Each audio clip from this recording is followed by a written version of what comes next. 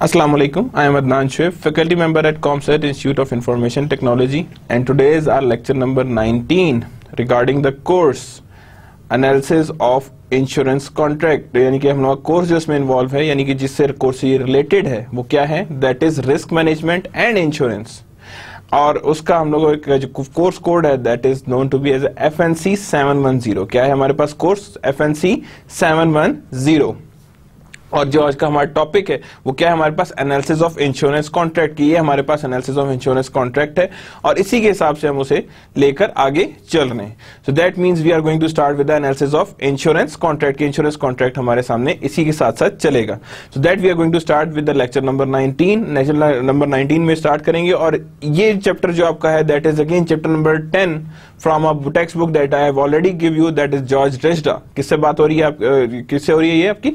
That is of totally text book of George Rejda. यानी आपकी उसी बुक की बात हो रही है ये, और उसी बुक की जो हमारे पास बात हो रही है दैट मींस कि उसमें से चैप्टर नंबर 10 है और उसी में से देखना है कि हमने इंश्योरेंस कॉन्ट्रैक्ट को एनालाइज कैसे करना है. कि कोई भी इंश्योरेंस कॉन्ट्रैक्ट सामने आएगा, क्या उसे साइन कर लेना है? नो वे, आप इस तरह नहीं करते. नॉर्मली आपको उसे एक सर्टेन टाइम देना पड़ता है, ठीक है ना, एनालिसिस ऑफ इंश्योरेंस कॉन्ट्रैक्ट के हिसाब से, ठीक है ना. सो हमने उसको एनालाइज करना है कि ये कॉन्ट्रैक्ट हमारे लिए कैसा है और किस तरह का होना चाहिए, ठीक है ना. सो that is of analysis of insurance contract. ये हमारे पास इंश्योरेंस कॉन्ट्रैक्ट है और उसी के हिसाब से हम उसे एनालिसिस प्रोवाइड कर रहे हैं, ठीक है ना. तो that means we are talking about lecture number 19 that is of analysis of insurance contract. हमारे पास इंश्योरेंस कॉन्ट्रैक्ट आ रहा है और उसमें हमने एनालिसिस की बात कर ली है that is of insurance levels. के इंश्योरेंस लेवल्स की बात करें और इंश्योरेंस कॉन्ट्रैक्ट्स की बात करें कि हमारे पास इस लेवल के इंश्योरेंसेस एग्जिस्ट कर रहे हैं. तो एनालिसिस ऑफ इंश्योरेंस कॉन्ट्रैक्ट की बात करें that is of lecture number 19 के लेक्चर नंबर 19 हमारे पास ऐसे एग्जिस्ट कर रहा है, यानी कि हमने इधर से स्टार्ट करना है. Starting with the agenda. कि एजेंडा हमारे पास क्या है और किस तरह से ये एजेंडा वर्क करेगा और कैसे हमारे पास आएगा, यानी what are the objectives that are we are going to cover today. हमने कौन कौन से ऑब्जेक्टिव्स हैं जो हमने कवर करने हैं, ठीक है ना. फर्स्ट एजेंडा में क्या है? Basic parts of the insurance contract. के इंश्योरेंस कॉन्ट्रैक्ट के बेसिक पार्ट्स क्या हैं. Definition of insured. की डेफिनेशन ऑफ इंश्योर्ड क्या है, यानी कि basic parts of insurance contract कि इंश्योरेंस कॉन्ट्रैक्ट के बेसिक पार्ट्स क्या हैं और किनको देखना चाहिए, कौन कौन से पार्ट को देखना चाहिए. Definition of the insured, that means definitions को भी हमने देखना है कि इंश्योर्ड की डेफिनेशंस क्या क्या है, कि इंश्योर्ड को कैसे हम लोग कहते हैं, कि who is meant by insured, कि कौन लोग कहलाते हैं कि that is known to be as a insured. Endorsements and riders are there. कि एंडोर्समेंट्स कौन कौन सी होती हैं और राइडर्स कौन कौन से होते हैं. और डिडक्टेबल्स क्या है, और वो भी हमने देखना है कि डिडक्टेबल्स हमारे पास कैसे आ रहे हैं और किस तरह से आ रहे हैं. को insurance is there and other insurance provisions are also being a part of it. तो यानी हमारे पास क्या है? एजेंडा क्या है? Basic parts of insurance contract है. Basic parts of insurance contract है. डेफिनेशन ऑफ द इंश्योर्ड है. क्या है हमारे पास? डेफिनेशन ऑफ इंश्योर्ड है. एंडोर्समेंट्स एंड राइडर्स हैं. क्या है हमारे पास? एंडोर्समेंट्स भी एग्जिस्ट कर रही हैं और राइडर्स भी एग्जिस्ट कर रहे हैं. डिडक्टेबल्स भी हैं हमारे पास, डिडक्टेबल्स एग्जिस्ट कर रहे हैं और साथ ही हमारे पास को इंश्योरेंसेस भी एग्जिस्ट कर रही हैं. तो that means endorsements and Riders भी एग्जिस्ट कर रहे हैं, डिडक्टेबल्स भी हैं एंड साथ ही हमारे पास को इंश्योरेंसेस भी एग्जिस्ट कर रही हैं.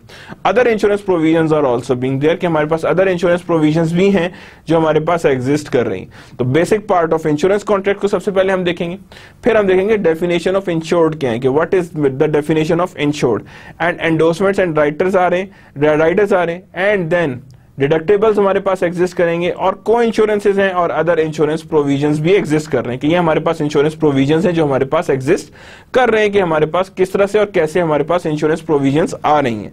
So these are the agenda that we are going to do today. हमने इन्हीं को आज कवर करना है कि ये कितना है हमारे पास, कैसी कवरेज आ रही है. Means first of all insurance contracts को देखना है, देन डेफिनेशन ऑफ इंश्योर्ड को देखना है, एंडोर्समेंट्स एंड राइडर्स को देखना है. क्या करना है हमने? एंडोर्समेंट्स एंड राइडर्स को देखना है, डिडक्टेबल्स को देखना है कि डिडक्टेबल्स कौन कौन से हैं हमारे पास, और साथ ही हमने देखना है को इंश्योरेंसेस क्या है और कैसे वर्कआउट करते हैं. ऑलरेडी हम देख चुके हैं को इंश्योरेंस क्या हो सकती है, लेकिन अब देखेंगे कि को इंश्योरेंसेस को एनालाइज कैसे करना है, कि किस तरह से we are going to analyze the co insurances, co insurance किस तरह से एनालाइज होगी. And there is also other insurance provisions. की अदर इंश्योरेंस प्रोविजंस कौन कौन सी हैं और उस प्रोविजंस को हमने सामने रख के आगे बात करनी है. Basic parts of insurance contract, सबसे पहले देखेंगे कि कौन कौन से बेसिक पार्ट्स हैं इंश्योरेंस कॉन्ट्रैक्ट के। सबसे पहला पार्ट क्या आता है? डिक्लेरेशंस। क्या आते हैं हमारे पास? डिक्लेरेशंस आ रहे हैं। Declaration are the statements that provide information. यानी डिक्लेरेशंस क्या होते हैं? That are statements about the particular property और activity to be insured. And declarations are the statements that provide information. क्या करते हैं वो? That provide information about the particular property और एक्टिविटी टू बी इंश्योर्ड। कि डिक्लेरेशंस वो हैं that are known to be as a statements that provide information, that वो क्या करते हैं? इंफॉर्मेशन प्रोवाइड करते हैं अबाउट पर्टिकुलर प्रॉपर्टी और एक्टिविटी टू बी इंश्योर्ड, कि वो हमें बताते हैं कि ये प्रॉपर्टी जो हमें है वो इंश्योर करानी है। That means the declaration has this information, कि वहीं पे हमें डिक्लेरेशन इसकी चीज की इंफॉर्मेशन देता है। Usually the first page of policy, ये कौन सी जगह होती है? That is the first page of policy, के फर्स्ट पेज ऑफ पॉलिसी में आ रही होती है। इन property insurance it contains name of the insured, यानी इन प्रॉपर्टी इंश्योरेंस में क्या होता है? It contains name of the insured. क्या इंक्लूड कर रहा होता है? Name of the insured, location of the property. क्या चीज इसमें आती है प्रॉपर्टी इंश्योरेंस में? It contains name of the insured, location of the property. यानी it property insurance it contains names of the insured, location of the property, period of protection, amount of insurance and premium and deductible information। यानी कि first page होता है और उसमें इन property insurance में ये सारी चीज होती है। नेम ऑफ इंश्योर्ड सबसे पहली चीज, then location of the property. क्या चीज आती है हमारे पास? लोकेशन ऑफ द प्रॉपर्टी आती है, यानी लोकेशन ऑफ प्रॉपर्टी पे आ रहे हैं हम। And period of protection and amount of insurance premium, यानी हमने साथ साथ अमाउंट ऑफ इंश्योरेंस प्रीमियम भी देखना है, ठीक है। एंड डिडक्टेबल इंफॉर्मेशन, और साथ साथ हमने ये भी देखना है कौन कौन सी डिडक्टेबल इंफॉर्मेशन हमारे पास हैं। Insurance contracts typically contain a page और अ सेक्शन ऑफ डेफिनेशंस, यानी insurance contracts typically contain a page और सेक्शन ऑफ डेफिनेशंस, कि उसमें एक इंश्योरेंस में एक पेज होता है या सेक्शन ऑफ डेफिनेशंस होती है, कि इस सेक्शन में हमारे पास डेफिनेशंस हैं। For example, insured is referred to as you. क्या करते हैं उसमें? Refer to as you. Insurance contracts typically contain page और अ सेक्शन ऑफ डेफिनेशन, कि यानी कि इंश्योरेंस कॉन्ट्रैक्ट्स टिपिकली क्या रखते हैं? पेज होती है उनके पास और सेक्शन ऑफ डेफिनेशन होती है। क्या होती है हमारे पास? सेक्शन ऑफ डेफिनेशन होती है, कि जिसमें ये सारी चीजें लिखी होती है कि ये क्या चीज है, इंश्योर्ड कौन है, इंश्योरर कौन है, प्रॉपर्टी इंश्योरेंस कौन सी हो रही है, पीरियड ऑफ प्रोटेक्शन कौन सी है, लोकेशन ऑफ प्रॉपर्टी कौन सी, यानी each and everything will be there. यानी हर चीज को हम इवैल्यूएट कर रहे होते हैं और उसी को सामने रख के हम ये लेकर आगे चल रहे होते हैं। Insurance contract typically contain a page और अ सेक्शन ऑफ डेफिनेशंस, के डेफिनेशंस रख रहे होते हैं। For example, insured is refer to as you, के यानी कि अभी तो हमने बता दिया इंश्योर्ड है, लेकिन पॉलिसी में बाकी जितने भी हमारे पास जगह आएगी वहां पे जहां पे भी हमने लिखा होगा यू, तो दैट मीन्स कि that is referred to as a insured. क्या रेफर होगा वहां पे? इंश्योर्ड होगा, कि इंश्योर्ड को हम इस यू से रेफर कर रहे हैं। किससे रेफर कर रहे हैं? द इंश्योर्ड को हम लोग रेफर कर रहे हैं यू से। तो जब हम यू से रेफर कर रहे हैं तो दैट मीन्स कि हमारे पास वैल्यूएशंस उसी की बेसिस पे आ रही हैं। The insuring agreement summarize a major premises of the insurer. The insuring agreement summarize a major promises of the insurer. कि सबसे पहले इंश्योरिंग एग्रीमेंट क्या आपके पास समराइज करेगा कि क्या क्या प्रोमिसेस कर रहा है इंश्योरर इस टाइम आपके साथ, किस किस चीज के प्रोमिसेस हैं जो एग्जिस्ट कर रहे हैं और जो इंश्योरर कर रहे हैं, और जो भी प्रोमिसेस जो इंश्योरर कर रहा है that is being there. The two basic form of insuring agreement in the property insurance. अब कौन से हैं the two basic form of insuring agreement in property insurance? कौन कौन से होते हैं? यानी कि इंश्योरिंग एग्रीमेंट में name of peril policy and all risk policy दो तरह की होती है। Two basic form of insuring agreement in property insurance are दो times, new named peril policy and all risk policy. यानी कि नेम्ड पेरल पॉलिसी भी एग्जिस्ट करती है एंड ऑल रिस्क पॉलिसी भी एग्जिस्ट करती है। Where only those peril specifically named in the policy, where only those peril specifically named in the policy are covered. यानी कि जो जो पैरल्स उसके अंदर आ रहे हैं वही specifically named in the policy हैं और वही कवरेज प्रोवाइड कर रहे हैं, यानी कि वही कवरेज है और वही पैरल्स प्रोवाइड हो रहे हैं। All risk policy where all losses are covered except those losses specifically excluded. यानी कि ऑल रिस्क पॉलिसी में क्या होगा? Where all losses are covered except those losses specifically excluded, कि यानी कि सारे के सारे लॉसेज उसके अंदर कवर होंगे, सिर्फ वो लॉसेज नहीं होंगे जो स्पेसिफिकली एक्सक्लूड किए गए। क्या किए गए हैं? उन्हें स्पेसिफिकली बाहर निकाला गया या स्पेसिफिकली उसे एक्सक्लूड किए गए हैं, यानी एक्सक्लूसिवली उसे निकाला गया है बाहर के, that is not being there. May also called open peril policy or special coverage policy. may also called open peril, कि कोई भी peril हो सकता है, and also being known as a special coverage policy. क्या कहते हैं उसे हम?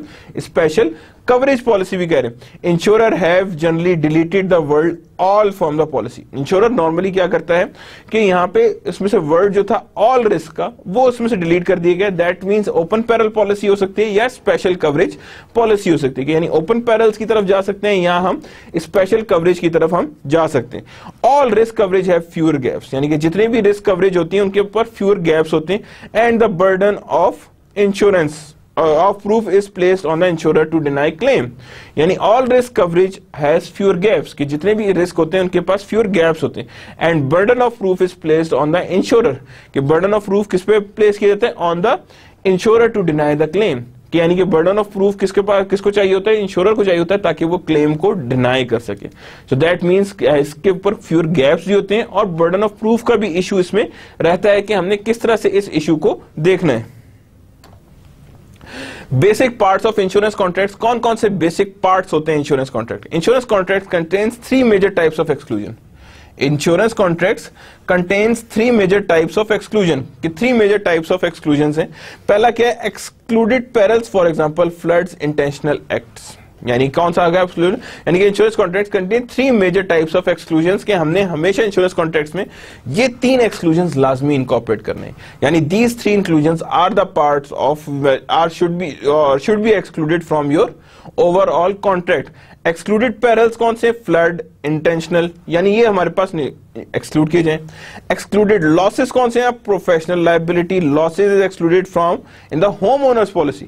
कि आपके पास कोई प्रोफेशनल लायबिलिटी है तो that loss is excluded from a home owners policy. के उस होम ओनर पॉलिसी में से वो रिड्यूस होता है या उसमें से रिडक्शंस की तरफ हम लेकर जा रहे होते हैं. Excluded property, pets are not recovered as a personal property in the home owner policy. यानी कि पेट्स जो आपने रखे हुए वो भी एक आप कहेंगे कि एक्सक्लूडेड प्रॉपर्टी है. That are not being covered as a home owner policy. कि होम ओनर पॉलिसी के अंदर ये नहीं होगा कि आपका कोई पेट्स भी हैं जो उसके अंदर इनकॉर्पोरेटेड हैं. तो pets are not covered as a personal property in the home owner policy. के पेट्स जो है वो नॉर्मली इसमें कवर नहीं होते as a personal property in the home owner policy. की होम ओनर पॉलिसी में हमारे पास पर्सनल प्रॉपर्टी इसमें नहीं एग्जिस्ट कर रही होती. मींस जो pets are not being incorporated when we talk about this basic parts of the insurance contract. What exclusions are necessary? Some perils are not commercially insurable. Catastrophic losses due to war. अब यहाँ क्या? Some perils are not commercially insurable. ये insurable नहीं होते, ठीक है ना? कि जैसे catastrophic losses and because of war. Extraordinary hazards are present. क्या हो गया? Extraordinary hazards are present using the automobile for taxi. यानी extraordinary hazards are present using automobile for a taxi. That means extraordinary hazards are present. Coverage is provided by other contracts. Coverage क्या होती है? Provided by other contracts. other contracts में coverage किस level की आती है और किस तरह से हमने coverage provide करनी है. Use of auto excluded in homeowner policy. ये कुछ ऑटो होंगी that would be excluded from the homeowner policy. Moral hazards problems are there. कि moral hazards भी हमारे पास आती हैं कि how much moral hazards are there. ठीक है. Coverage of money limited to $200 in homeowner policy. यानी coverage of money limited to $200 in homeowner policy. कितनी हमने coverage उसे provide करनी. Additional hazard problem क्या है? Individuals are forced to bear losses that result from their own careless. यानी individual are forced to bear losses that are result from their own careless.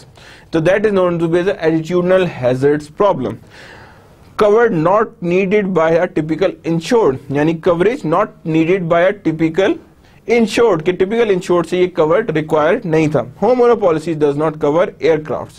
ये homeowner policies जो होती हैं that are not being covered by aircrafts. यानी aircrafts इसके अंदर coverage के अंदर नहीं आते. कि how they are being covered वो इसके अंदर part नहीं होते या इस coverage का part नहीं होते. Basic parts of insurance contracts होते हैं. बेसिक पार्ट्स जो होते हैं वो क्या होते हैं इसके अंदर? इंश्योरेंस कॉन्ट्रैक्ट के होते हैं. Conditions are provision in the policy. Conditions क्या होती हैं? Conditions are provision in the policy that qualify or place limitations on the insurer's promise to perform.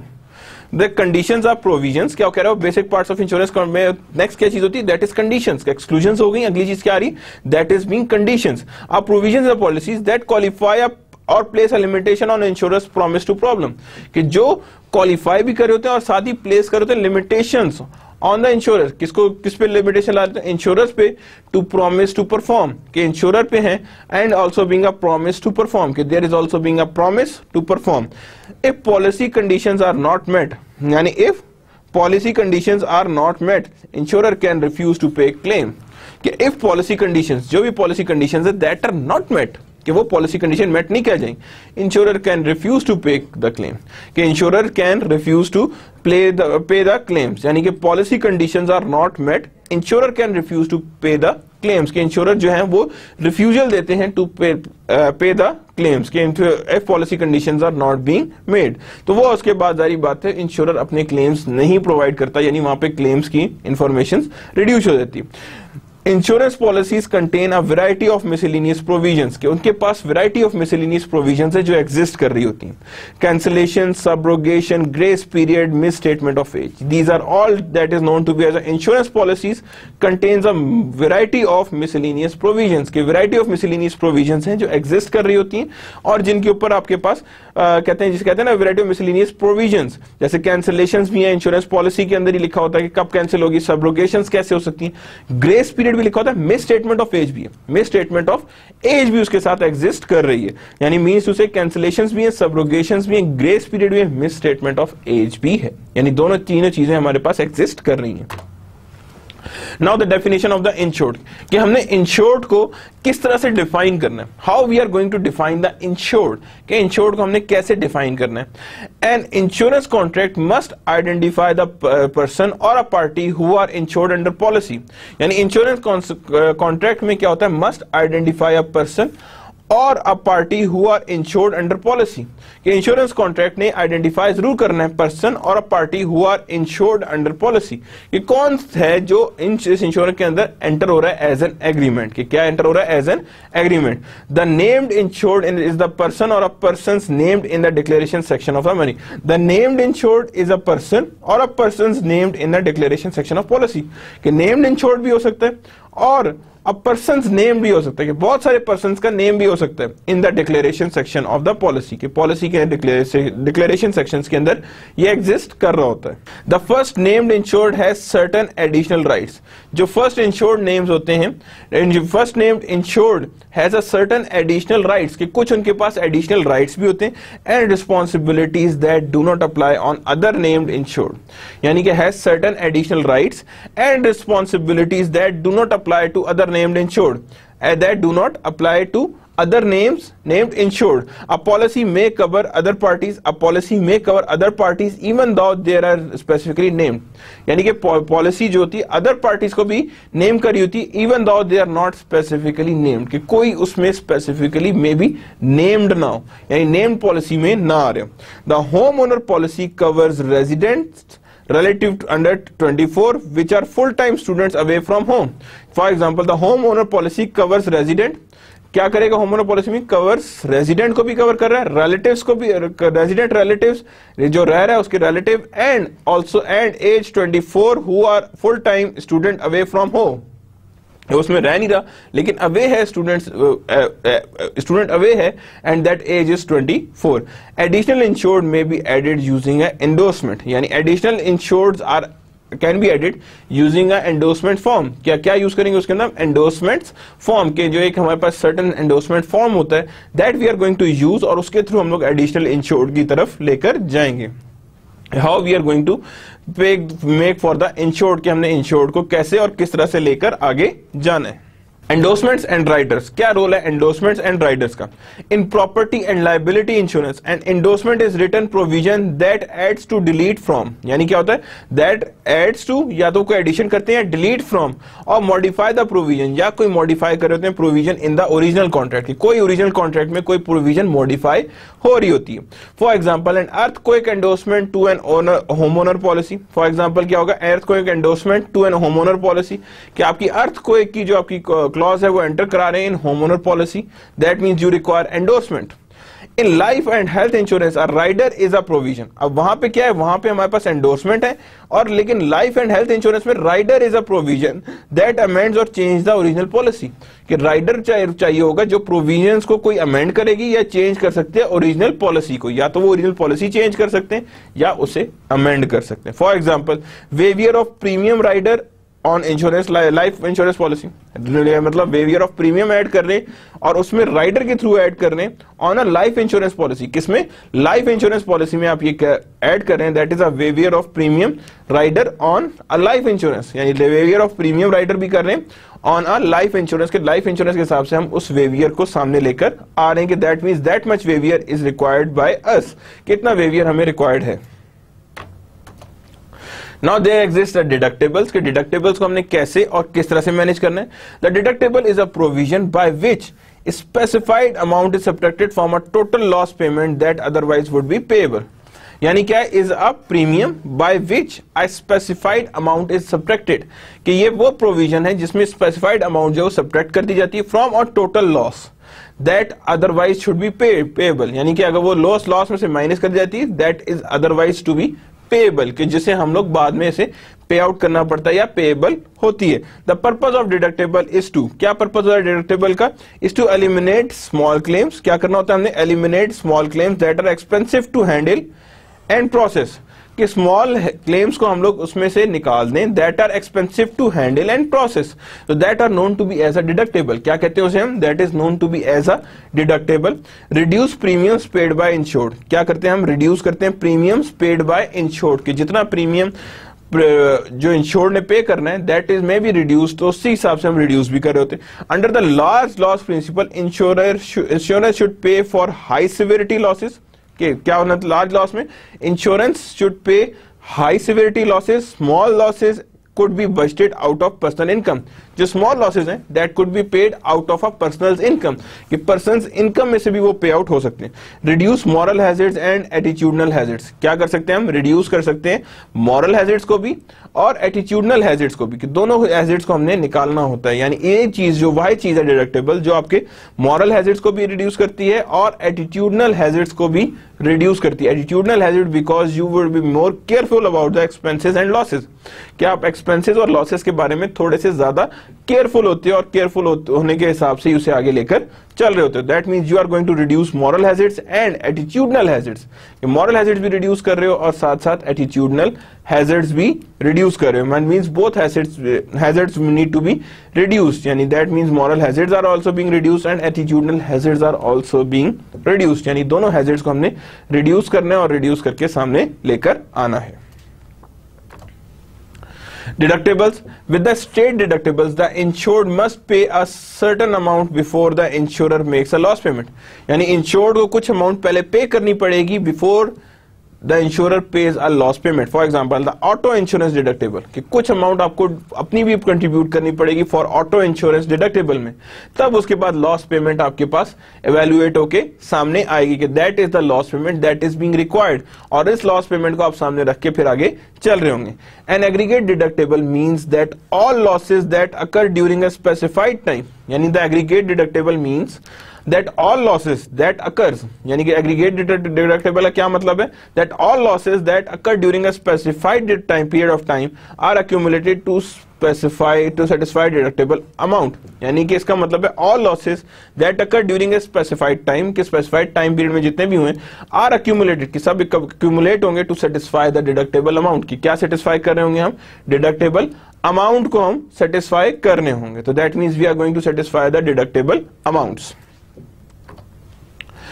Now the deductibles in health insurance, जारी बात है health insurance में भी deductibles exist कर रहे होते हैं, कि how these deductibles would work and how these deductibles are being measured. तो the calendar year deductible is the type of aggregate deductible that is found in basic medical expenses and major medical insurance contract. कि calendar year deductibles are also being there, जो ज्यादातर किसका part होती है? Medical insurance का part होती है, कि how medical insurance would work. The corridor deductible is a deductible that can be used to integrate a basic medical expense plan with a supplement major medical expense plan. यानी कि हम लोग क्या करें? integrate a basic medical expense plan, कि basic medical expense plan with supplement major medical expense insurance plan, कि ये चीज सबसे पहले क्या करते हैं, बेसिक मेडिकल को अलग करते हैं, सप्लीमेंट को अलग करते हैं। For example if you take a health insurance, उसमें कहा जाता है कि हाँ जी जो ऑपरेशन या ओपीडीज हैं that are excluded, normal medical expenses are also covered in the insurance, so that means there is our deductibles. The elimination waiting period is a stated period of a time at the beginning of loss during which no insurance benefits are paid. यानी कि इसका मतलब है stated period of time, ये stated period of time के लिए होता है at the time of beginning of loss. किस टाइम होता है ये, at the time of beginning of loss during which insurance benefits are paid, यानी कि उस टाइम के दौरान इंश्योरेंस बेनिफिट्स जो होते हैं वो पे किए जाते हैं, that means beginning of loss में, during which no insurance benefits are paid, कि उस स्टार्ट में कोई भी इंश्योरेंस बेनिफिट पे नहीं किया जाता। को इंश्योरेंस एग्जिस्ट, द को insurance clause in a property insurance, क्या आ रहा है, coinsurance clause in a property insurance contract encourage the insured to insure property to a stated percentage of इंश्योरेबल्स।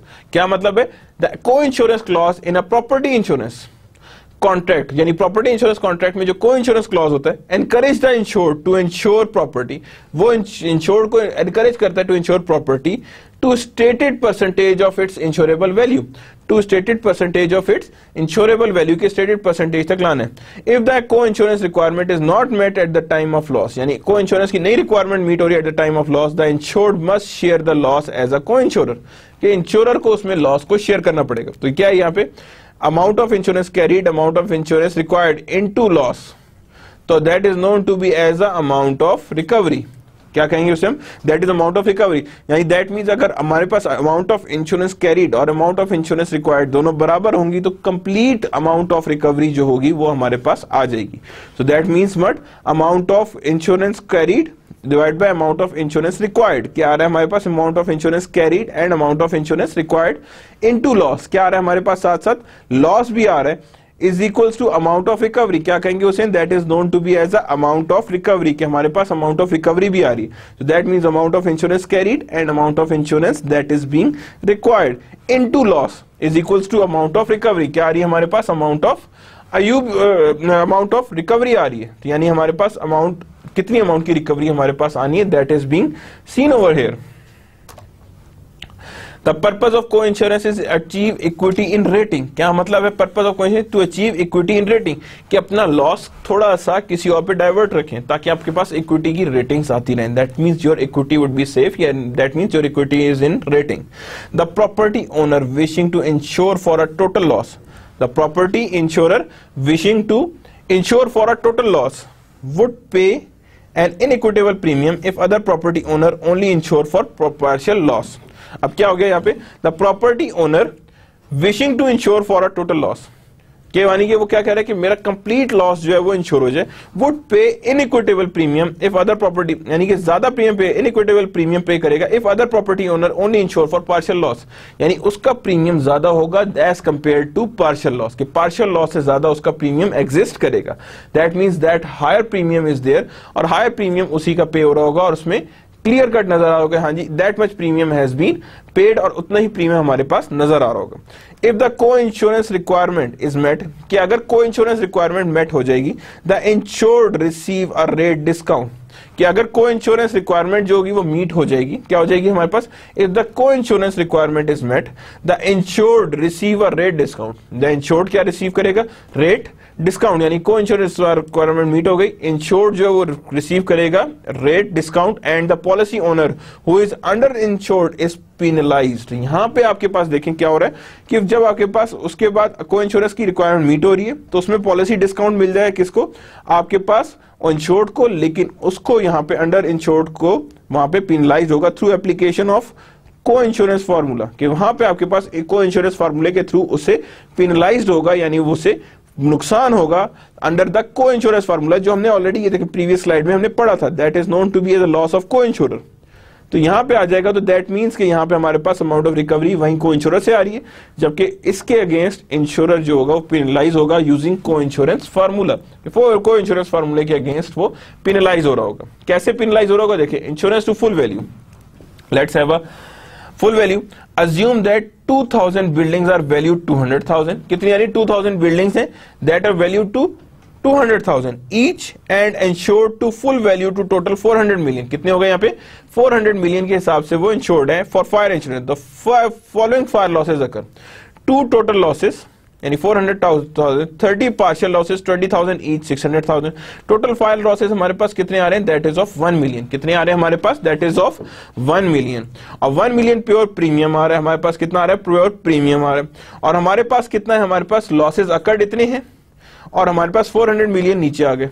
तो दैट मीन्स 25% पर 100 cents per 100 insurance of premium. कि 25 cents आ रहे हैं पर $100 ऑफ इंश्योरेंस, यानी दे हमारे पास that is known to be as pure premium rate. क्या कहेंगे इसे हम? That is known to be as are pure premium rate. कि ये हमारे पास क्या कहलाएगा? प्योर प्रीमियम रेट है एक तरह से. तो 25 सेंट्स पर $100 ऑफ इंश्योरेंस क्या आ रही है? 25 सेंट्स पर $100 ऑफ इंश्योरेंस आ रही है. कि हमारे पास $100 ऑफ इंश्योरेंस की ये हमारे पास वैल्यूएशंस आ रही है.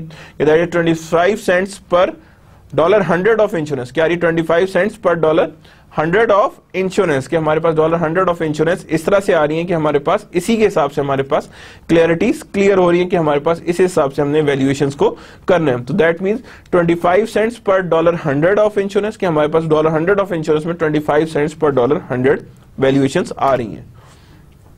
Now assume that total 200 values 200 each all insured to half value of 200,000. यानी कि इंश्योर्ड क्या है? पार्शियल है, फुल नहीं है, हाफ पे.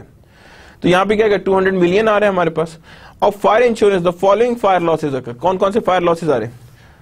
200 400,000 आ रहे. तो इसका मतलब है यहाँ पे हमारे 200 की आ रही है. यहाँ पे 20,000 ईच में लॉसेज आए. 8 लाख की हमारे पास आई. 8 लाख पे आए तो 40 सेंट्स पर $100 ऑफ इंश्योरेंस. यानी वहां से हमारे पास वैल्यू बढ़ गई. फुल इंश्योरेंस में और तरह की वैल्यूज आ रही हैं और यहाँ पे और तरह की आ रही है. यानी कि हमें $100 ऑफ इंश्योरेंस के हिसाब से ये वैल्यूएशंस लेके चलनी है कि दैट इज आवर वैल्यूएशंस. और उसी के हिसाब से हम कह रहे हैं दैट इज $100 ऑफ इंश्योरेंस के अगेंस्ट प्रीमियम हमें कितना है? That is 40 cents per $100 of insurance. कि हमारे पास 40 सेंट्स होंगे जिसके अगेंस्ट हम पर $1 ऑफ इंश्योरेंस को सामने लेकर चलेंगे. कि ये हमारे पास आ रही है कि that is are complete insurance और कंप्लीट वैल्यूज ऑफ इंश्योरेंस जिसके अगेंस्ट हम लोगों के पास वैल्यूएशंस आ रही हैं. देखिए यहां पे क्या हुआ था? यहां पे हमारे पास 25 सेंट्स था. When we talk about full values, किसकी बात कर रहे थे हम? फुल वैल्यूज की बात कर रहे थे. तो हमारे पास 25 सेंट्स पर $100 ऑफ इंश्योरेंस आ रही. कितनी आ रही है? 25 सेंट्स पर $100 ऑफ इंश्योरेंस आ रही है. कि पर $100 इंश्योरेंस में हमारे पास इतने सेंट्स की वेरिएशंस आ रही हैं, इतने सेंट्स की हमारे पास वैल्यूएशंस आ रही हैं. तो that means we are going to see कि हमारे पास कौन कौन सी वैल्यूएशंस किस किस तरह से आ रही. तो that means 25 cents per $100 of insurance में कब आ रही? जब हमारे पास फुल वैल्यू था. लेकिन जैसे ही हमारे पास पार्शियल में आया तो हम लोग कहेंगे 45 सेंट पर $100 ऑफ इंश्योरेंस. ये 40 सेंट्स आ रहे पर $100 ऑफ इंश्योरेंस. के जितने भी हमारे पास $100 ऑफ इंश्योरेंस है उसी हिसाब से हमारे पास 40 सेंट्स आ रहे हैं. तो that means insurance to half value. ये वैल्यूज कहां तक आ रही है? That is known to be as a insurance to half value. की आधी वैल्यूज तक हमारे पास इंश्योरेंसेस आ रही हैं. को इंश्योरेंस इन हेल्थ इंश्योरेंस की को इंश्योरेंसेस भी एग्जिस्ट कर रही होती हैं हेल्थ इंश्योरेंस के अंदर. कि हेल्थ इंश्योरेंस में भी को इंश्योरेंस आ रही है. Means more than one person are being there. That is being required when we talk about health insurance. Health insurance policy frequently contains a percentage participation clause. कि जितनी भी हेल्थ इंश्योरेंस पॉलिसीज होती हैं they frequently contains a percentage participation clause. क्या accumulate करते हैं? Percentage participation clause. That is known as PPC. क्या कहते हैं इसे हम नॉर्मली? PP&C. That is percentage participation clause. The clause requires the insured to pay a certain percentage. वो क्या करते हैं? The clause requires the insured to pay certain percentage of covered medical expenses in excess of deductibles. यानी the clause क्या require कर रहा है? That the insured to pay a certain percentage of coverage medical expenses in excess of deductible. कि वो certain percentage of covered medical expense pay करे in excess to deductible. The purpose is to reduce premiums and to prevent over utilization of policy benefit. यानी premium को भी reduce करेगा and साथ ही over utilization of policy benefit. किसको कर रहा है वो? Over utilization of policy benefit को भी रिड्यूस कर रहा है और साथ ही प्रीमियम भी रिडक्शंस की तरफ लेके जा रहा है. कि कितना प्रीमियम हमारे पास रिड्यूस हो रहा है, कितना प्रीमियम रिड्यूस होकर हमारे पास वैल्यूज लेकर आएगा. अदर इंश्योरेंस प्रीमियम्स क्या कौन कौन से एग्जिस्ट कर सकते हैं? That we are going to see कि कौन कौन से इंश्योरेंस प्रीमियम्स हैं. The purpose of other insurance provisions is to prevent profiting from insurance and violations of the principles of indemnity. The purpose of other insurance provisions, कुछ insurance provisions others भी रखी जाती हैं और उनका purpose क्या होता है? To prevent profiting from insurance, कि insurance से आप profit ना earn करें, and violation of principle of indemnity, कि हमने violation भी करनी है for principle of indemnity, कि indemnity की principle से violations भी होनी है. Under a pro rata liability of provision, under the pro rata liability of provision, each insurer's share of loss is based on the proportion that insurance bears to total amount of insurance on property. अभी क्या करें? Under pro rata liability provisions, each insurer's share of loss, हर insurance का जो share of loss is based on proportion, किस base पे कर रहा है? Proportion that its insurance bears to total amount of insurance of property, कि वो कितनी अमाउंट की इंश्योरेंस बियर कर रहा है from insurance of total property, कि कितनी अमाउंट की बियरिंग कर रहा है from the insurance of total property, कि टोटल प्रॉपर्टी में से वो कितनी अमाउंट की बियरिंग कर रहे हैं.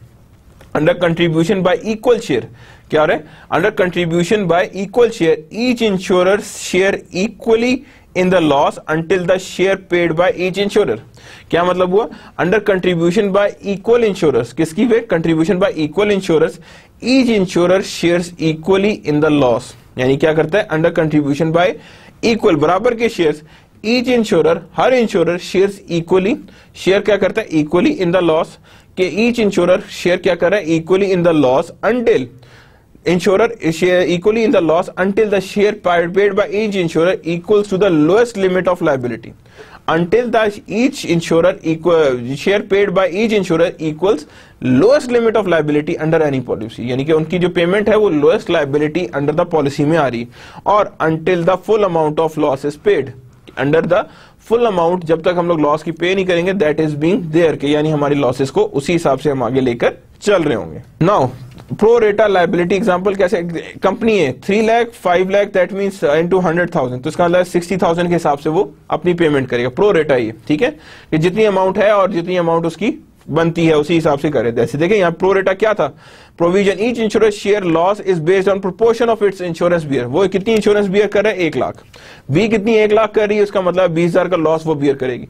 ये भी 1 लाख कर रहे हैं, दैट मींस 1 लाख की यहाँ पे आ गई तो 20,000 यहाँ पे आ गई, तो टोटल हमारे पास लॉस पेमेंट कितनी आ रही है? 1 lakh. But it is distributed among 3 companies. कितनी कंपनीज में डिस्ट्रीब्यूटेड है? Company A, company B and company C, यानी तीनों में ये डिस्ट्रीब्यूटेड है. और टोटल लॉस पेमेंट्स कितनी आ रही? That is of 100,000. कितनी आ रही है हमारे पास? दैट इज ऑफ 100,000 के करीब हमारे पास लॉसेज आ रहे हैं. तो दैट मींस 60,000, 20,000 एंड 20,000. तो हमारे पास टोटल कितनी आ गई? That is of 100,000 are the losses, यानी 100,000 के करीब हमारे पास लॉसेज एग्जिस्ट कर रहे हैं. Contribution by the equal shares, किसके पास आ रहे हैं? अब contribution by the equal share, यानी कि इक्वल शेयर में कितने आ रहे हैं? अब यहाँ पे क्या अमाउंट ऑफ इंश्योरेंस 1 लाख थी, इसकी 2 लाख थी, 3 लाख थी. कितनी आ रही है? 1 lakh, 2 lakh and 3 lakh. Contribution by equal shares कितनी आ रही है? दैट इज मींस अब वहां पे सेकंड में 50,000 आ रही है, 50,000 आ रही है, 50,000 आई, तो टोटल पेड भी कितनी हुई है? 50,000 हुई है, 50,000 हुई है, 50,000 हुई है. दैट मींस इक्वल शेयर्स हैं और इक्वल शेयर्स के हिसाब से ही पेमेंट हो रही है कि हाँ जी कितनी अमाउंट ऑफ इंश्योरेंस हमारे पास आ रही है. बिकॉज जितनी अमाउंट की इंश्योरेंस वहां पे होगी उसी अमाउंट के हिसाब से यहाँ पे वैल्यूएशंस आ रही हैं. So that means company A, B and C, 100,000 is there, 200,000 is there, 300,000 is there. Contribution by equal shares कितनी है? 50,000, 50,000 and 50,000. And total paid कितनी आ रही है? Then again 50,000 is there, 50,000 is there and then 50,000 is there. तो total amount of loss कितनी थी यहाँ पे? 150,000 थी. इसके शेयर से ऊपर हो जाएगा तो then they have to contribute it on equal basis also. कि यानी इक्वली शेयर में आ रही है, यानी हर एक की, यानी अगर 2 लाख शेयर होता या 2.5 लाख होता या 3 लाख होता, अगर 3 लाख शेयर होता फिर कितनी पे करते? लाख ये पे कर रहा होता, लाख ये पे कर रहा होता और लाख ये कर रहा होता.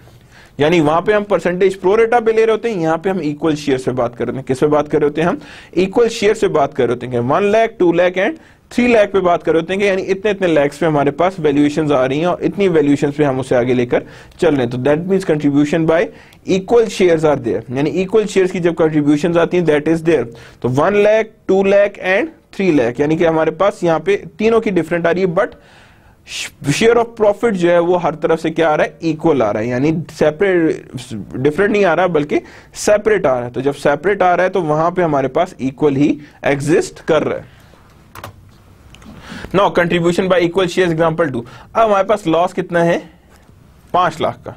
हमारे पास वही कंपनीज हैं, कंट्रीब्यूशन बाय इक्वल शेयर्स कितनी कितनी आ रही है, that means 1 lakh 1 lakh and 1 lakh, और यहां पे कितनी आ रही है, जारी बात है इसके तो बराबर पे आ गया, ये तो और नहीं दे सकता, लेकिन 1-1 लाख इसमें गुंजाइश है। क्या आ रहा है यहाँ पे, अमाउंट ऑफ इंश्योरेंस में इतनी इतनी लाख की गुंजाइश है, तो दैट मींस यहाँ पे 1 लाख हम एडिशनल ऐड कर देंगे, यहां भी हम 1 लाख एडिशनल ऐड कर देंगे, तो हम कहेंगे जी टोटल पेड कितनी आ रही है, that is of 100,000, 200,000 and then 200,000, that's how they are paid with the insurance. और यहां पे हमारे पास इसीलिए यहां पे वैल्यूज कितनी आ रही है, दैट इज ऑफ 5 लाख। जबकि अगर मैं कहूं कि ये तीनों कंपनीज मिलके कितना मैक्सिमम पे कर सकती, तो व्हाट वुड यू से, तो डेफिनेटली हम यही कहेंगे कि that could easily go with the 6 lakh, यानी 6 लाख तक इजीली कवरेज दे सकते हैं। इससे ऊपर की coverage they wouldn't be able to give it, यानी इससे ऊपर की कवरेज वहां पे पॉसिबल ही नहीं है, वो दे ही नहीं पाएंगे। तो जब इससे ऊपर की कवरेज इज नॉट पॉसिबल, तो डेफिनेटली देयर एग्जिस्ट के हाँ जी यहाँ पे पॉसिबिलिटीज एग्जिस्ट नहीं कर रही। अदर इंश्योरेंस प्रोविजंस फर्दर देखते हैं, under primary and excess insurance कौन सी आ रही है यहाँ पे, primary and excess provision, the primary insurer pays first and the excess insurer pays only after the policy limits under the primary are exhausted। कि अब क्या कर रहा है, प्राइमरी इंश्योरर पेज फर्स्ट, सबसे पहले कौन पे करेगा, प्राइमरी इंश्योरर पे करेगा, और एक्सेस में जो बच जाएगा इंश्योरर पे only after the policy limit, यानी कि वो कब पे करेगा, जब पॉलिसी की लिमिट है, under the primary policies are exhausted, यानी सबसे पहले प्राइमरी पॉलिसी एग्जॉस्ट होगी और जो बच जाएगा यानी जो उसके बाद रह जाएगा, that would be paid by the secondary one, यानी कि उसके बाद एक्सेस पॉलिसी जो है वो सेकंड वन पे करेगा, but first exhausting is of primary policy. सबसे पहले कौन एग्जॉस्ट होगा, that is of primary policy, कि प्राइमरी पॉलिसी एग्जॉस्ट होगी, तो then we have got to know कि हमारे पास किधर पे और कैसे वैल्यूएशंस एग्जिस्ट कर रही हैं, that how these valuations been existed, और किस तरह से उन वैल्यूएशंस को हम सामने लेकर आगे चलेंगे। The coordination of benefit provision, अब क्या आ रहा है यहाँ पे, coordination of benefit provision in a group health insurance is designed to prevent over insurance, कि ओवर इंश्योरेंस को भी रोकता है, and the duplication of benefit, किसको रोकता है, duplication of benefit. If one person is covered under more than one group health insurance plan, क्या होगा, if one person is covered under more than one group health insurance plan, कि अब वो कह रहा है over insurance and duplication of insurance को भी, बेनिफिट को भी हमने रोकना है। And if one person is covered under more than one group health insurance, two employed spouses are insured as a dependent, यानी टू एम्प्लॉयड के जो स्पाउसेस है that are insured as a dependent, कैसे इंश्योर्ड होते हैं, that are independent under each others group health insurance plan, कि हर इन ग्रुप हेल्थ इंश्योरेंस प्लान में दैट आर बीइंग रिड्यूस, यानी कि there would be an health insurance plan that would exist, यानी उसी हेल्थ इंश्योरेंस प्लान को हम सामने लेकर आगे चल रहे होते हैं, that is known to be as a group health insurance plan. So that means there are two other provisions that exist, primary and excess provision and coordination of benefit provision. कौन सी है, coordination of benefit provision and primary and excess insurance provision, कि primary and excess provision insurance provisions are also being there, जो यहाँ पे हमारे पास valuations की तरफ लेकर जाती हैं। Now there is a transportation insurance जो एग्जिस्ट करती है। लास्ट टाइम भी मैंने आपको जिक्र किया था कि there exist a transportation insurance, कि ट्रांसपोर्टेशन इंश्योरेंसेस भी एग्जिस्ट कर रही होती हैं और वो कैसे वर्कआउट कर रहे होते हैं और कैसे डील कर रहे होते हैं, that we are going to see कि how their dealings are being made, और उसने एक डीलिंग किस तरह से आती है। ठीक है, one of the oldest and most vital form of insurance, ये सबसे पुरानी और सबसे different form of vital insurance है। इनमें इंश्योरेंस डिफरेंट तरीके से मेजर हो रही होती हैं और डिफरेंट तरीके से सामने आती हैं। All types of trade depends heavily on availability of insurance, यानी again all types of trade depend heavily on the availability of insurance for successful and expedient handling, यानी कि उस अवेलेबिलिटी ऑफ इंश्योरेंस किस लिए चाहिए, for successful and expedient handling, कि successful handling भी चाहिए और एक्सपीडिएंट हैंडलिंग, यानी तेज भी चाहिए और सक्सेसफुल भी चाहिए। Insurance played a vital part in stimulating early commerce, यानी insurance played a vital part, यानी वाइटल पार्ट प्ले करता है insurance in stimulating early commerce, के अर्ली कॉमर्स को वो पहले से स्टिमुलेट करे, यानी स्टिमुलेट करके सामने लेकर आए। इन रोमन टाइम बॉटमरी, यानी इन Roman times bottomry contract and respondentia contract covering the terms under which money was borrowed to finance ocean commerce। अब यहां पे क्या बात कर रहे हैं, in Roman times bottomry contracts, कौन से contract, bottomry contracts and respondentia contracts covering the terms under which, कौन सी टर्म्स करी, covering the terms under which money was borrowed, यानी उस टर्म में under the money was borrowed to finance ocean commerce, क्या चीज करनी है, मनी बोरो की जा रही है to finance the ocean commerce, किसको फाइनेंस करनी है, ओशन कॉमर्स को फाइनेंस करनी है। तो दैट मीन्स के these things are being quite long time, यानी ये रोमन एम्पायर यानी रोमन टाइम से भी ये चल रही है और रोमन टाइम से भी चल के ये आगे आ रही है, that how they are being counted and how they are being maintained, यानी ऑल टुगेदर कंप्लीटली इसमें मूवमेंट्स आ रही हैं। The lender of money took as security, यानी लेंडर ऑफ मनी क्या करता है, वो इसे सिक्योरिटी लेता है for loan either the ship itself bottomry और अ कार्गो, यानी लेंडर जो होता है वो क्या करता है, इसकी पैसे ले लेता है और फिर शिप करता है, क्या करता है, वो इसको शिप करता है। यानी इससे ये साबित होता है कि that when we talk about transportation insurance, insurance concept is not too much new, because insurance इससे पहले भी होती रही है और बहुत ओल्डर एरियाज में भी होती रही है, और in the different forms, specially transportation insurance जो है वो हर तरह से हर लेवल पे होती रही है, क्या होती रही है, हर तरह से हर लेवल पे होती रही है, और हर लेवल पे जिस तरह होती गई है उसी तरह से हम उसकी वैल्यूएशंस आगे लेकर चलते हैं। तो दैट मींस कि हम ओवरऑल इंश्योरेंस को फर्दर आगे लेकर जाते रहते हैं। तो दैट मींस कि हमारे पास transportation insurance is a ancient type of insurance, क्या कहेंगे उसे हम, transportation insurance is actually a ancient type of insurance, जिसमें हम एंशिएंट टाइप को देखते हैं और एंशिएंट टाइप को सामने लेकर चल रहे होते हैं। आगे क्या कह रहे हैं वो, the lender took the money as a security for a loan, either the ship itself bottomly or the cargo respondent, यानी कि lender of the money took as security of a loan, security of a loan लेते हैं, either the ship or itself, यानी ship ले लेते हैं वो, और the cargo, यानी या cargo ले लेते हैं या वो ship को ले जाते हैं as a form of security, किस form में लेते हैं, as a form of security.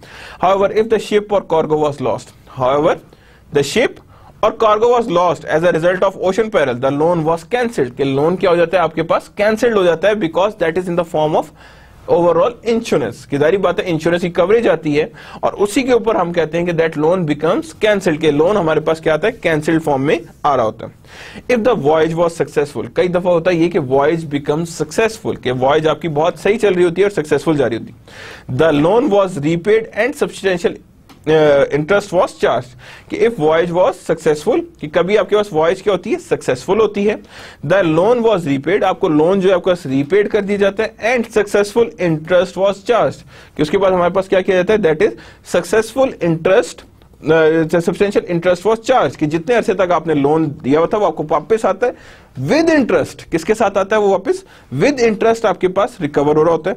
Main because the interest included an allowance for the possibility of loss of security, यानी मेनली बिकॉज क्या होता है, interest included an allowance for a possibility of loss of security, कि interest जो है वो एक तरह से अलाउंस की तरह आता है जो पॉसिबल लॉस ऑफ सिक्योरिटी को कवर करेगा, किसको कवर करेगा, पॉसिबल लॉस ऑफ सिक्योरिटी को सामने रखेगा और उसको कवर अप करेगा। तो जब वो कवर अप कर रहा है तो दैट मींस कि that is because of possibility of loss of security, कि इसमें क्या आ रहा है हमारे पास, पॉसिबल लॉस ऑफ सिक्योरिटी आ रहा है। एसेंशियली एंड इंश्योरेंस प्रीमियम, क्या आ रहा है हमारे पास, essentially and insurance premium, that is a part of your overall transportation insurance, और वो किस फॉर्म में आ रहा था, वहां पे in the form of interest आ रहा था, जिसे हम कहते हैं in the that is known to be as a insurance premium, के क्या ये हमारे पास इंश्योरेंस प्रीमियम है या इंश्योरेंस प्रीमियम की फॉर्म में है, यानी किस फॉर्म में है ये जो एग्जिस्ट कर रहा है, that means that is in the form of insurance premium, कि हमारे पास जिस तरह का भी इंश्योरेंस प्रीमियम आ रहा है that we are going to see कि हमारे पास इंश्योरेंस प्रीमियम उसी तरह से ही चार्ज हो जिस तरह से हमारे पास चार्ज हो रहा है या जिस तरह से हमारे पास चार्ज होना चाहिए इस इंश्योरेंस प्रीमियम को। There is an inability to control adequately or completely the forces of nature, यानी कि there is an inability, आप completely forces of nature को control नहीं कर सकते, ठीक है ना, और to prevent human failure as it affects the safe movement of goods, यानी कि हम यहाँ पे human failure को भी हम लोग properly बिल्कुल eliminate नहीं कर सकते in effect to safe movement of goods, कि हम लोग कहेंगे बिल्कुल safe movement of goods नहीं, वहां पे भी नहीं exist कर सकते because there exist, कि यहाँ पे हमने ये चीज को देखना है कि हमारे पास क्या चीज आनी चाहिए, और to prevent ह्यूमन फेलियर, कि हमने क्या चीज को सामने लेके आना है, that is of human failure, कि हमारे पास जिस तरह से भी हमारे पास एग्जिस्ट कर रहा है, सो दैट मींस कि it affects the safe movement of goods, कि हमारे पास सेफ मूवमेंट ऑफ गुड्स हमारे पास एग्जिस्ट कर रही है। So with the ocean transportation, क्या चीज आ रही है हमारे पास, ocean transportation. For instance storm can capsize even the largest ocean vessel, यानी कि स्टॉर्म्स आते हैं, जारी बात है आपके ओशंस में आते हैं, तो ओशन ट्रांसपोर्टेशन इंश्योरेंस भी होती है। ह्यूरिकेन्स winds often dump tons of sea water into a vessels and damage cargo, यानी कि डंप कर सकते हैं सी वाटर को और वो डैमेज कर सकते हैं कार्गो को। किसको डैमेज कर सकते हैं, दैट इज ऑफ कार्गो को वो डैमेज आउट कर सकते हैं। इंजन फेलियर्स में ड्राइव शिप अग्राउंड, यानी कि मे भी ये हो सकता है कि इंजन की फेलियर्स हैं, that ultimately ends up with the ground, यानी कि ग्राउंड पे ले जाता है।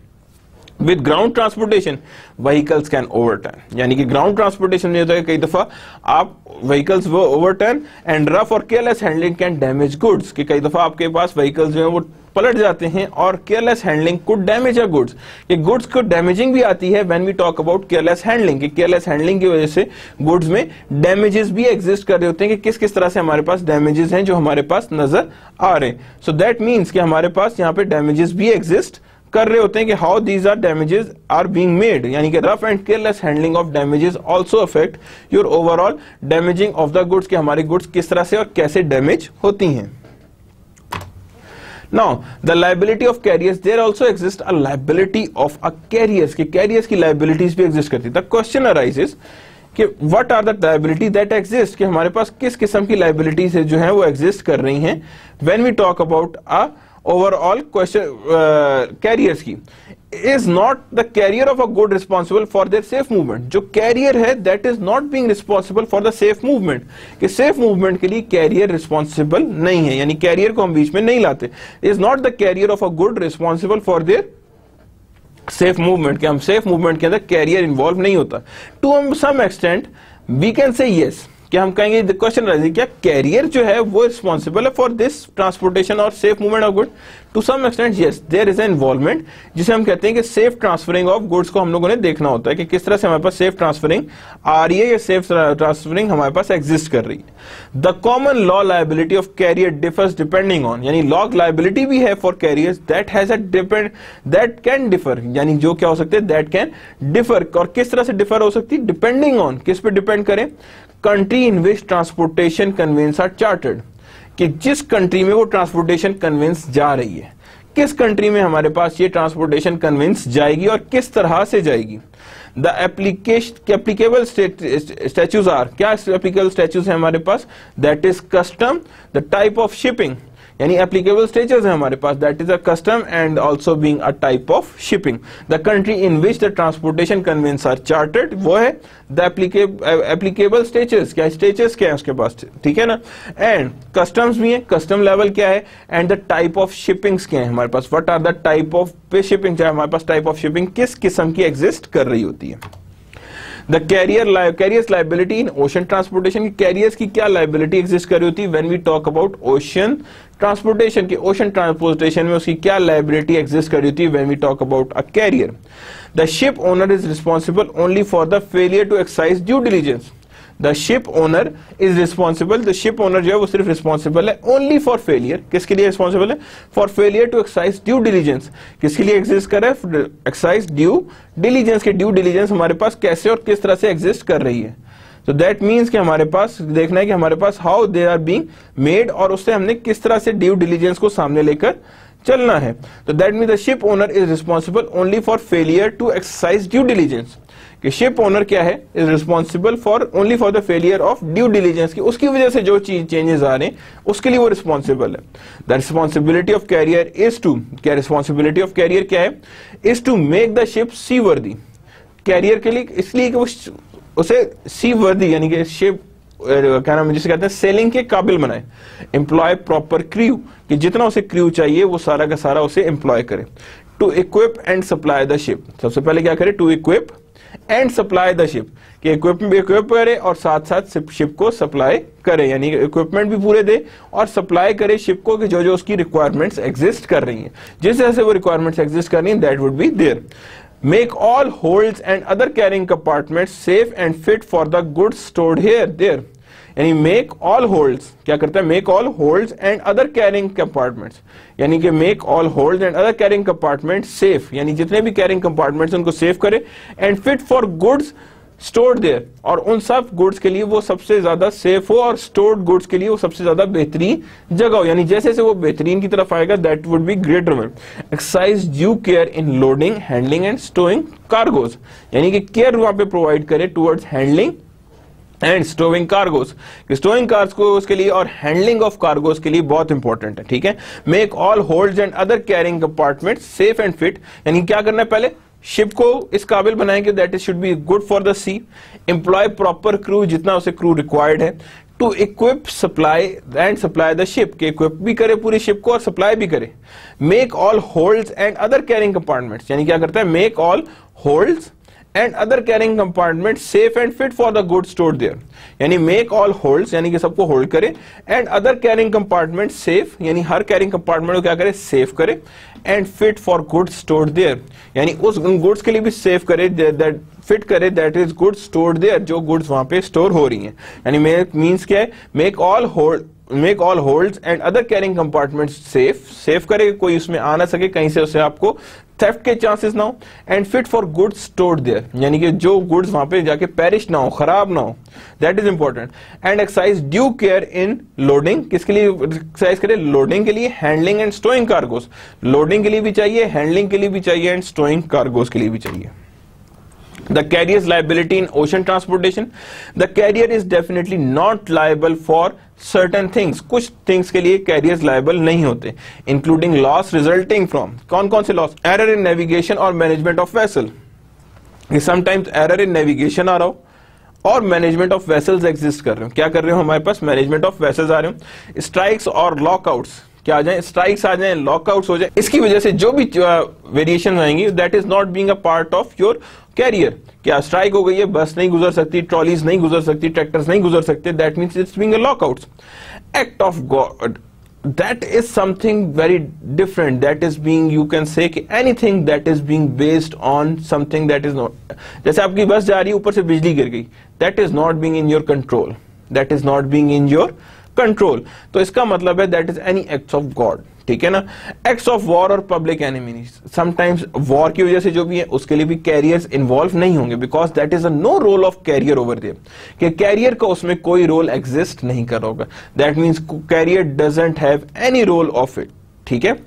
Seizure of goods under legal process, यानी seizure of goods under legal process, किसी ने गुड्स उठाई और सीज कर दी कि नहीं ये गुड्स ट्रांसपोर्ट नहीं हो सकती, that means the seizure of goods under local, तो उसमें कैरियर कोई लिंकअप्स नहीं है, कोई रिस्पॉन्सिबिलिटी एग्जिस्ट नहीं कर रही। इनहेरेंट वाइस ऑफ गुड्स, यानी क्या है, इनहेरेंट वाइस ऑफ गुड्स के, वॉइस ऑफ गुड्स के इनहेरेंट है कि वो खुद ब खुद वहां तक जाते हुए पेरिश हो जाए, that is being there.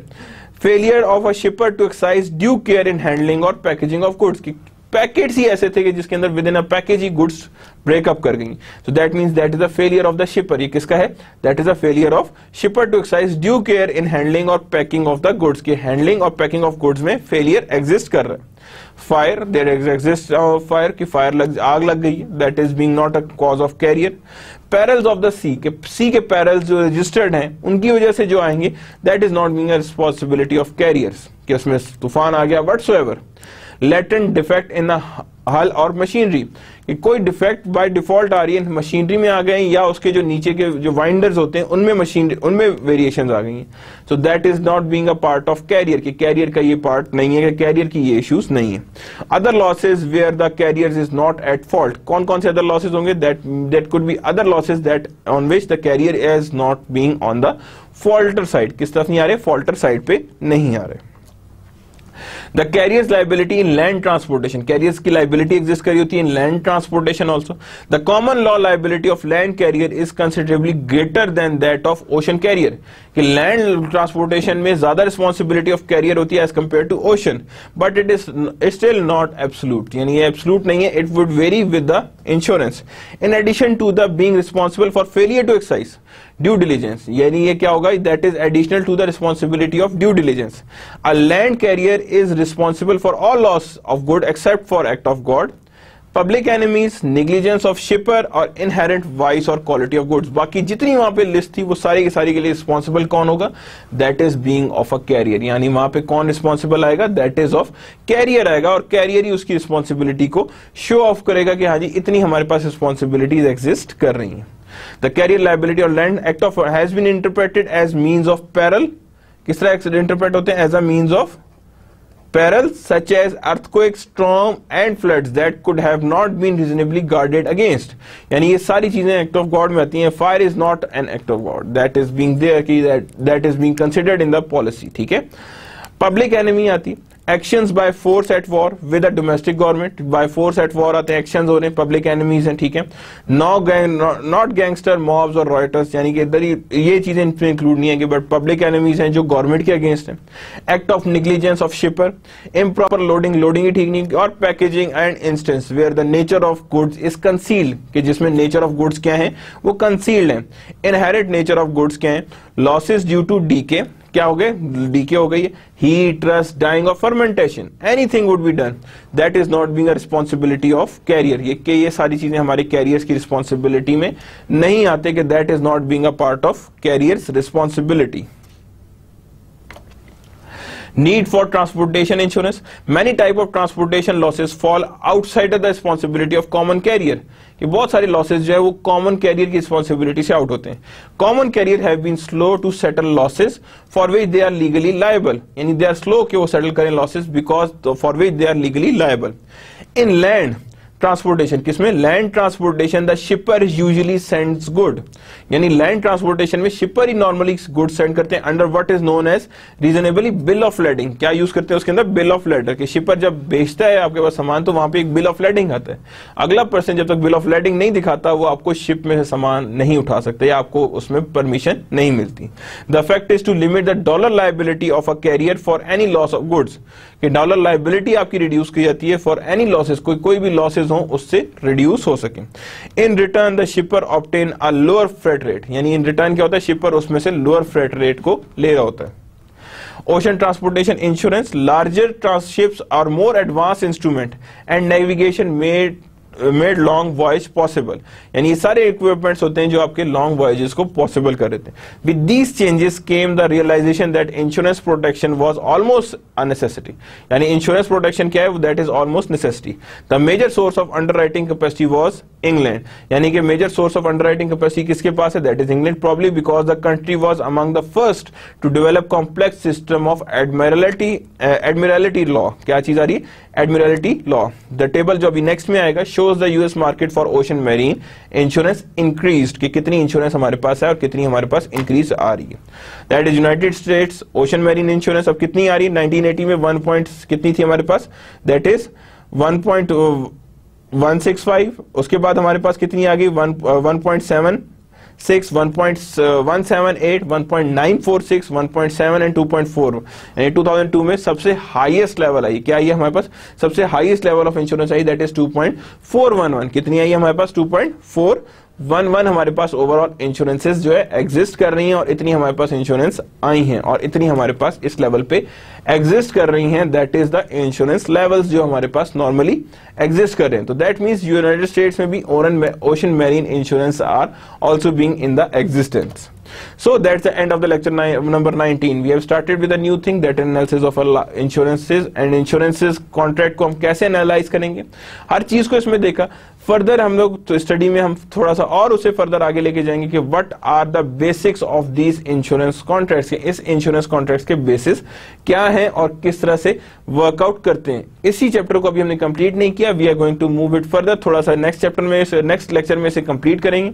The text book is the same that is given to you. That हर लेक्चर में बताता हूँ. Risk and insurance, risk management and insurance by George Rejda, 12th edition. Trieschmann की भी book साथ साथ देखें, उसमें से भी थोड़ा सा, इसमें थोड़ा पोर्शन जो ट्राइसमैन की बुक से भी है. दोनों बुक्स हैं, इजीली मार्केट में अवेलेबल भी हैं, so that you can have a better idea कि हम लोगों ने क्या क्या चीजें कवर अप कर ली और क्या क्या चीजें कवर अप होनी हैं. So that's the end of the today's lecture. That is the lecture number 19. Allah Hafiz.